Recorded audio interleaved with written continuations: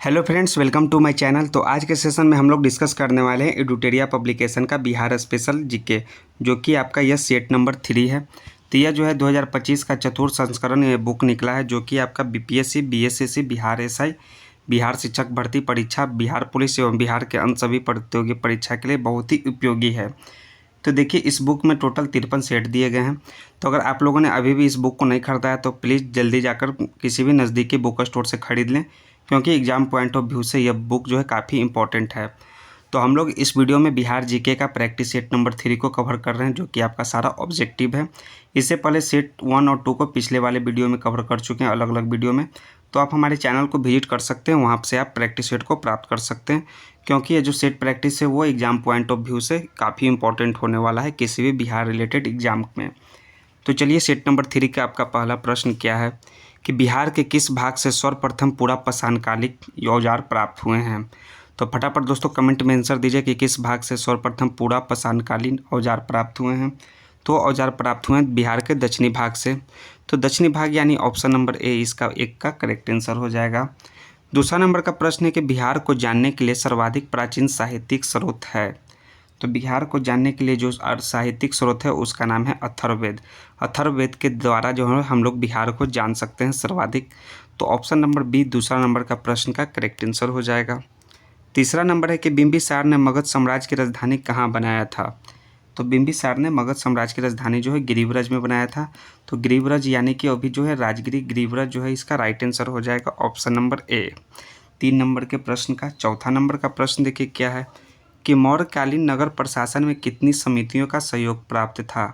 तो मौर्यकालीन नगर प्रशासन में जो है टोटल 6 समितियों का सहयोग प्राप्त था। 6 याद रखिएगा। तो 6 यानी ऑप्शन नंबर बी इसका करेक्ट आंसर है चौथा नंबर के प्रश्न का। पाँचवा है कि तृतीय बौद्ध संगति का आयोजन कहाँ किया गया था। तो तीसरा जो बुद्ध काउंसिल हुआ था उसका आयोजन जो हुआ था वो पाटलिपुत्र में हुआ था, जो कि अभी पटना के नाम से जाना जाता है। तो पाटलिपुत्र यानी ऑप्शन नंबर सी इसका करेक्ट आंसर है। तृतीय बौद्ध संगति का आयोजन पाटलिपुत्र में हुआ था। छठा नंबर का प्रश्न है कि प्रसिद्ध सूफी संत मखदूम सरफुद्दीन यहामनीरी की दरगाह कहाँ स्थित है। फिर से पढ़िए, प्रसिद्ध सूफी संत मखदूम सरफुद्दीन यहामनीरी की दरगाह कहाँ स्थित है।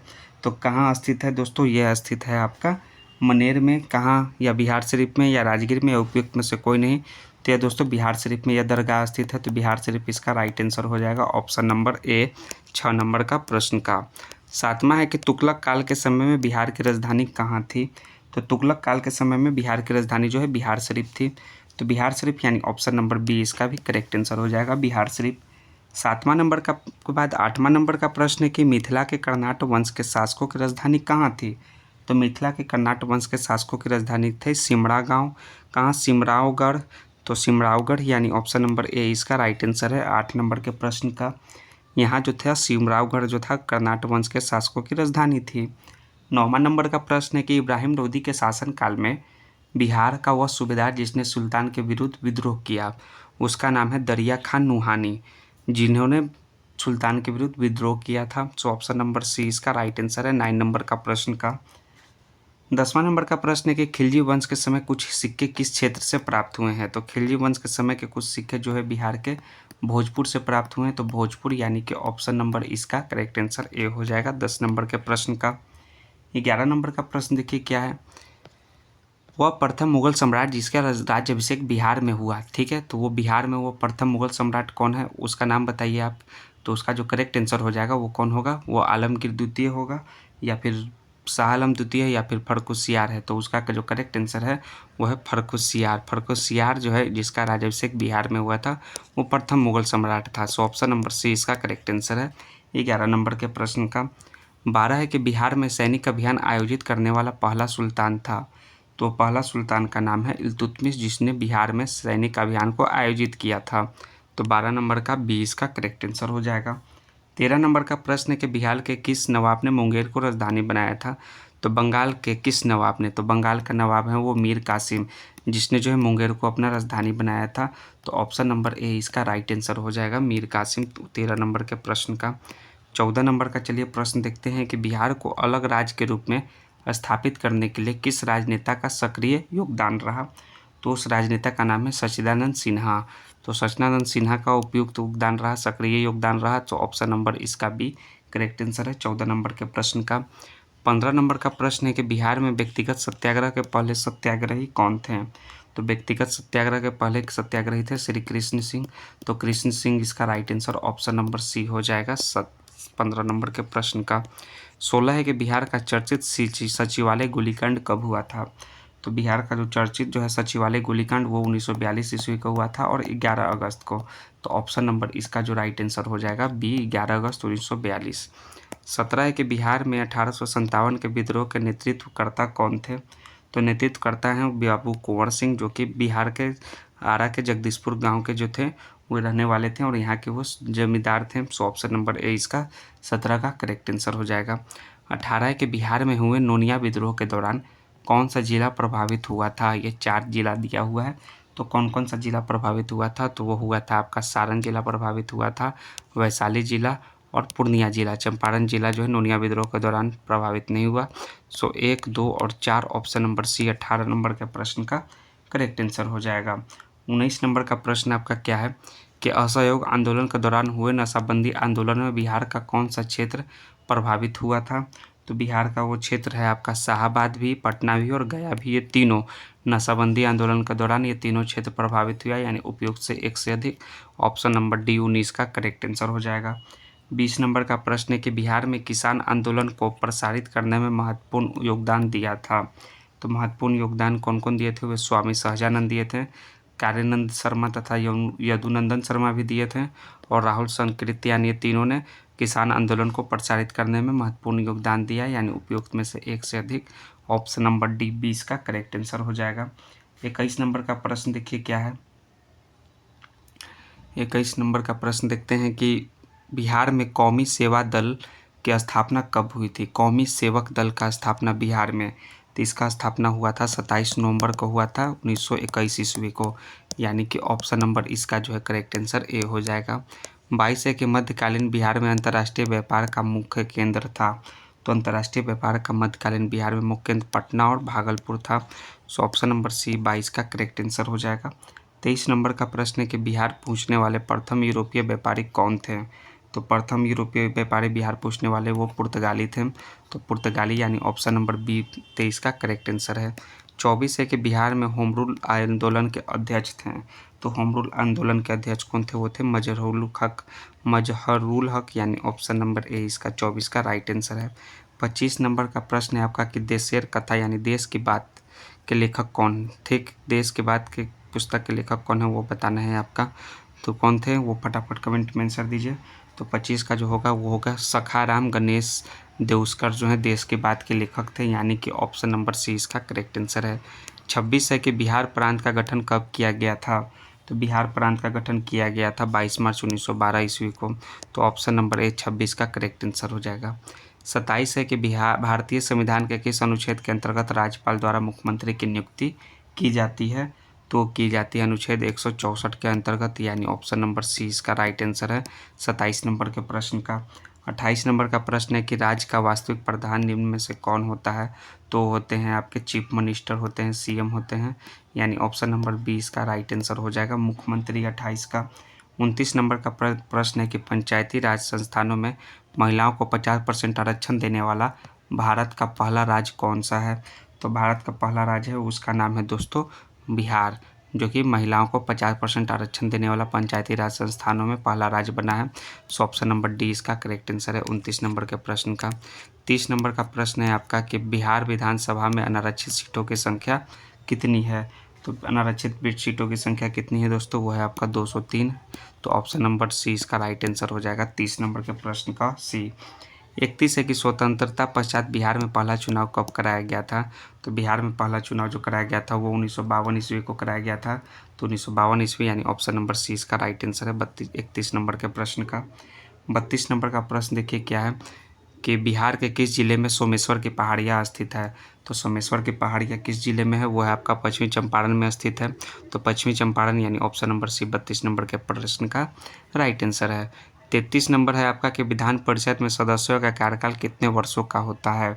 तो सदस्यों का कार्यकाल विधान परिषद में वो 6 वर्ष का होता है। तो 6 वर्ष ऑप्शन नंबर सी इसका करेक्ट आंसर है। 34 नंबर है कि राष्ट्रीय आपातकाल के दौरान किसी भी राज्य में विधानसभा की अवधि प्रत्येक बार में कितने समय के लिए बढ़ाई जा सकती है? तो बढ़ाई जा सकती है प्रत्येक बार में वो 1 वर्ष के लिए। सो ऑप्शन नंबर ए इसका राइट आंसर हो जाएगा आपका 34 नंबर के प्रश्न का। 35 नंबर है कि बिहार में पहली बार राष्ट्रपति शासन कब लगा था? तो बिहार में पहली बार जो राष्ट्रपति शासन लगा था वो 1968-69 में लगा था। तो ऑप्शन नंबर इसका भी ए राइट आंसर हो जाएगा 35 नंबर के प्रश्न का। 36 नंबर का प्रश्न देखिए क्या है।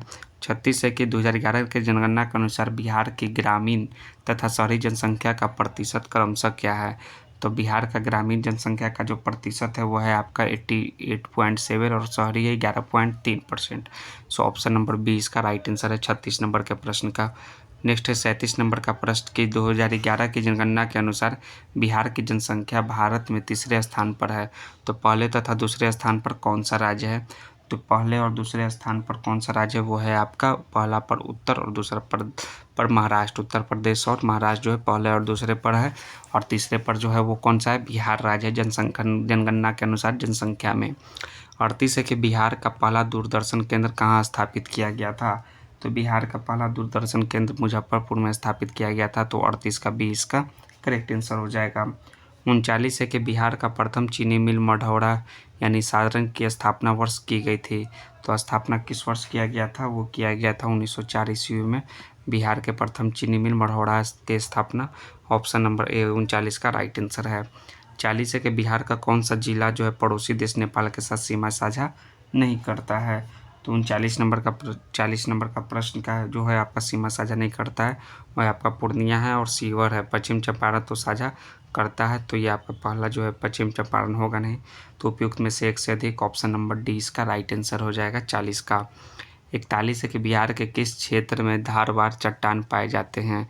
तो धारवाड़ चट्टान जो है वो दक्षिण पूर्व क्षेत्र में पाए जाते हैं। सो ऑप्शन नंबर ए 41 का करेक्ट आंसर है। 42 है कि गंगा के मैदानी क्षेत्र की पुरानी कछारी मिट्टी निम्न में से किस नाम से जाना जाता है? तो जाना जाता है दोस्तों बांगड़ के नाम से। तो बांगड़ यानी ऑप्शन नंबर ए इसका करेक्ट आंसर है 42 का। 43 नंबर का प्रश्न है कि समुद्र तल से बिहार की औसत ऊंचाई कितनी है? तो समुद्र तल से बिहार का जो एवरेज जो है ऊंचाई है वो कितना है? वो है आपका 53 मीटर है। तो 53 मीटर यानी ऑप्शन नंबर 20 का राइट आंसर हो जाएगा। 44 नंबर का प्रश्न है कि बिहार राज्य की भू आकृति निम्न में से समानतः किस प्रकार की है? तो भू आकृति जो है वो आयताकार के बिहार राज्य का। सो ऑप्शन नंबर ए इसका करेक्ट आंसर है 44 का। 45 है कि कोपेन के अनुसार उत्तरी बिहार की जलवायु किस प्रकार के जलवायु प्रदेश में आते हैं? तो कोपेन के अनुसार जो है वो CWG के प्रकार के जलवायु प्रदेश में आते हैं। सो ऑप्शन नंबर सी इसका 45 का राइट आंसर है। 46 है कि बिहार का अधिकांश भाग निम्न में से किस प्रकार की मिट्टी से आच्छादित है? तो आच्छादित किस प्रकार की मिट्टी? वो कछारी मिट्टी से आच्छादित है। तो 46 का ये इसका करेक्ट आंसर है। 47 नंबर है कि बिहार के कितने प्रमंडल से होकर गंगा नदी प्रवाहित होती है? तो बिहार से जो है टोटल 7 प्रमंडल से होकर गंगा नदी प्रवाहित होती है। तो 7 प्रमंडल यानी ऑप्शन नंबर सी इसका करेक्ट आंसर हो जाएगा। 47 नंबर का 7 प्रमंडल से होकर गंगा नदी प्रवाहित होती है। 48 है कि ककोलत जलप्रपात बिहार के किस जिले में स्थित है? तो ककोलत जलप्रपात जो बिहार के नवादा जिले में स्थित है। तो नवादा यानी ऑप्शन नंबर इसका बी करेक्ट आंसर हो जाएगा। 49 है कि निम्न में से कौन सा जलकुंड राजगीर में स्थित नहीं है? तो जलकुंड जो राजगीर में स्थित नहीं है वो है आपका लक्ष्मण कुंड जो स्थित नहीं है, बाकी मखदूम कुंड और सूर्यकुंड और गोमुकुंड स्थित है। सो ऑप्शन नंबर सी इसका 49 का करेक्ट आंसर है। लास्ट है सेट नंबर 3 का आपका 50वां प्रश्न कि बिहार के किस जिले को मक्का का घर कहा जाता है? तो बिहार के किस जिले को वो कहा जाता है? बेगूसराय को मक्का का घर। तो ऑप्शन नंबर सी 50 नंबर के प्रश्न का राइट आंसर हो जाएगा सी। तो देखिए टोटल आपके सेट नंबर आपके 3 के 50 प्रश्न समाप्त हुए। तो अगर आपको ये पूरा सेट और सेट के साथ जो है आंसर का आपको PDF चाहिए तो वीडियो के डिस्क्रिप्शन में टेलीग्राम का लिंक दिया हुआ है, आप टेलीग्राम को ज्वाइन कर सकते हैं। वहाँ से आप सभी PDF को प्राप्त कर सकते हैं, क्योंकि एग्जाम पॉइंट ऑफ व्यू से यह सेट काफ़ी इंपॉर्टेंट है। तो हम लोग नेक्स्ट वीडियो में जो है सेट नंबर 4 लेकर मिलते हैं दोस्तों। तो आप लोग चैनल को सब्सक्राइब करना, दोस्तों को भी शेयर करना नहीं भूलिएगा। जरूर से जरूर चैनल को सब्सक्राइब कर दीजिए, क्योंकि एग्जाम पॉइंट ऑफ व्यू से यह हमारा चैनल काफ़ी इंपॉर्टेंट है। जय हिंद दोस्तों, थैंक्स दोस्तों।